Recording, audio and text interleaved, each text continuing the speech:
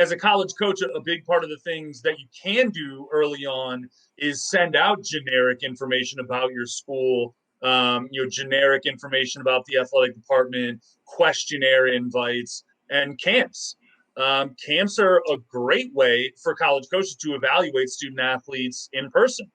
And that's permissible for you to invite that, student athlete to a camp before that contact period. So, that's going to play a big role in what's going on. But one of the primary drivers for a student athlete to get on the radar for a college coach and communicate that interest early on is, how, I guess kind of the big question is, how do college athletic recruiting questionnaires work?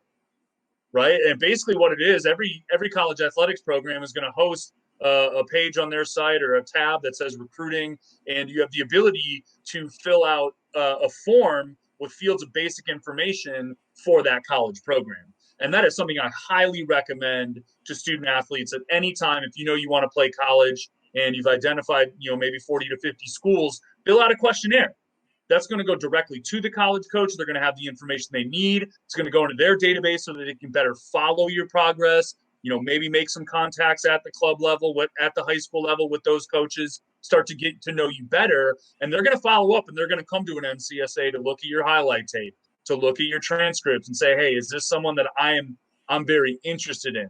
So, and typically, if I'm in the contact period for a certain student athlete and they send a questionnaire my way, I'll follow up with an email, maybe with some questions about them to kind of gauge some interest. And again, that athlete can always send something to a college coach. So questionnaires are a big driver, and coaches can send out questionnaires for student athletes to fill out. But if a high school student athlete is doing that proactively, that's a pretty good look on their end. Yeah, it's definitely worth noting that the questionnaires, they're kind of like an initial step into the recruiting process for the student athlete side of things. And on the college coach side of things, it's going to be the kind of initial step of just getting to know a student athlete's name in the first place.